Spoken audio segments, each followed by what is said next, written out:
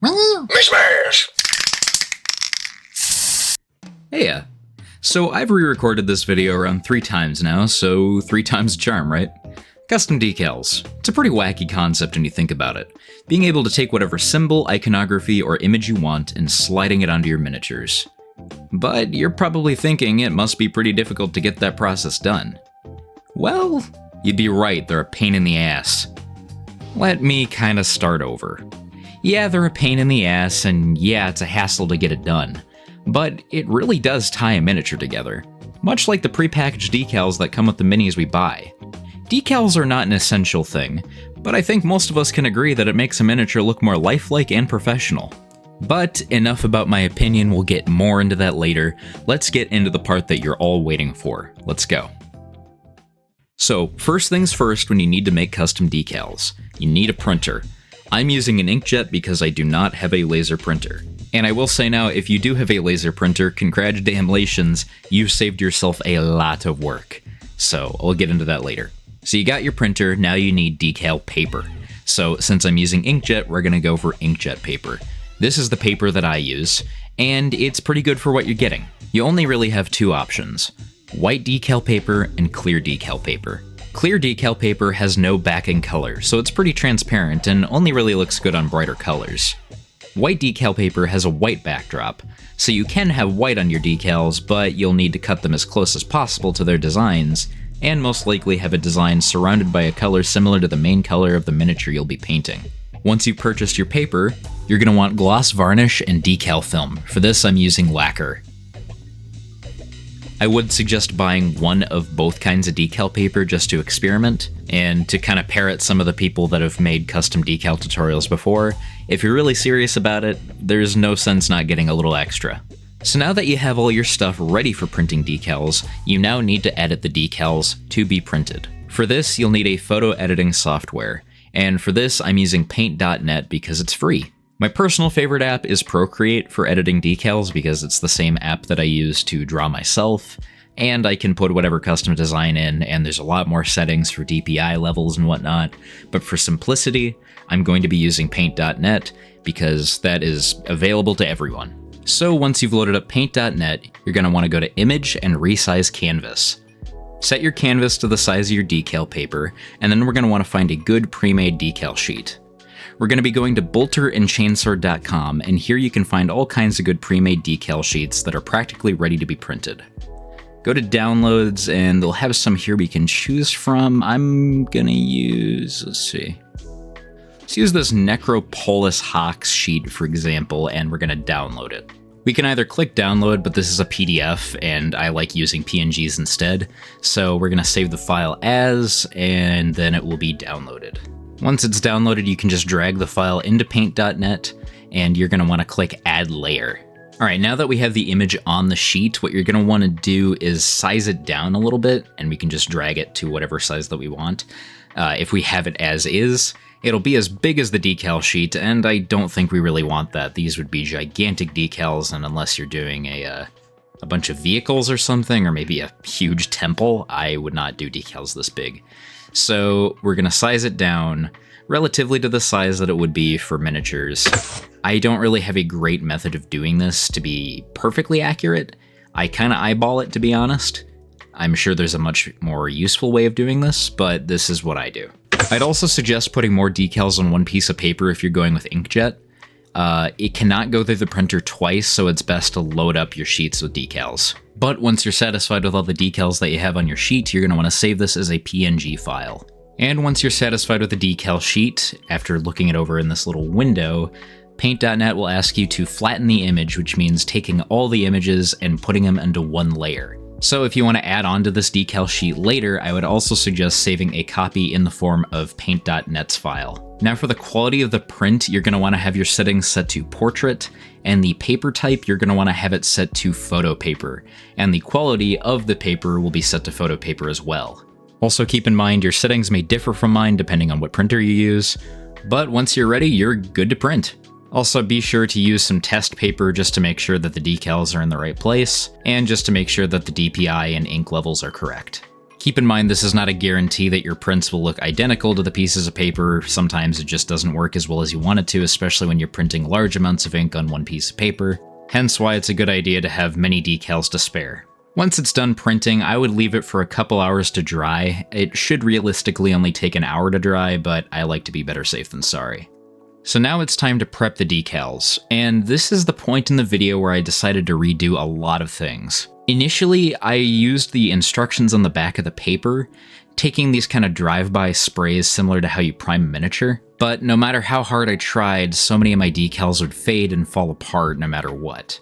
And that isn't to say that they still don't fall apart a lot, but this is a much more reliable method. So first I've been taking gloss varnish from Vallejo and spraying down the decals using an airbrush. If you don't have an airbrush, you can get a rattle can of gloss varnish. So I would spray it down with the gloss varnish and then use the lacquer. I've been told that lacquer is actually detrimental to inkjet decals, but I've found quite the opposite.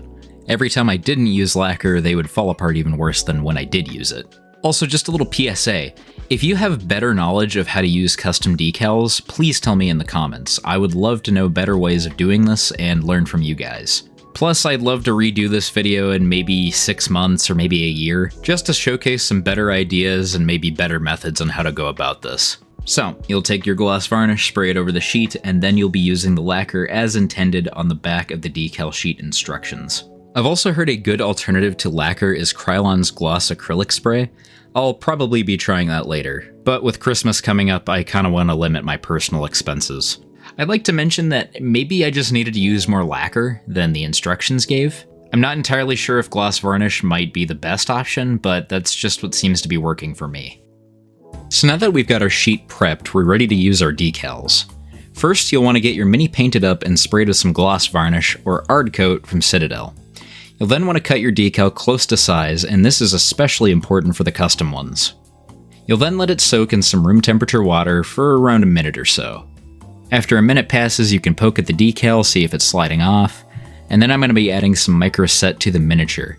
This will help the decal apply nicely and sleekly. I've had some comments tell me that it's a waste of money, but I think it's worth it, especially for the custom decals. Also, I'm told that people that go against what I say suffer violent bee attacks. I'm not really sure what that means, but I think you should take it into account. Once the decal is ready for application, I'll then pick it up using my X-Acto knife and then slide it onto the miniature using my brush. I'll very carefully push the decal into place using my brush, and over time, once I'm happy with the positioning, I'll apply just a little bit of microsol to soften the decal. This will dissolve it slightly just so it conforms better to the miniature.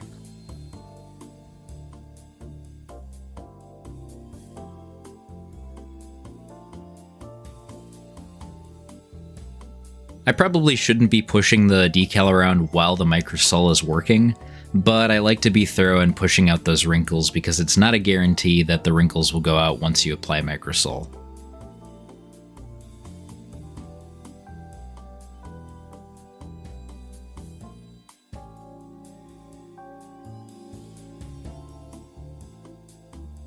I'll then use my Q-tip very, very gently on the decal just to flatten it out, and I'm using just the softest parts of the cotton.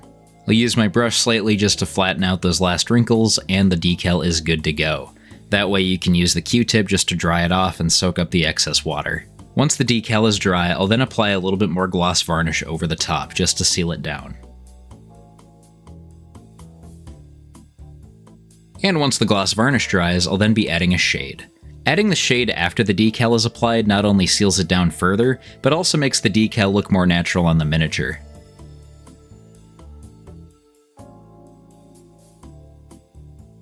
And because I'm super original, I'm adding some AK Interactive streaking grime. By no means is this a necessity, I just like how it looks. And overall, I think it turned out pretty good.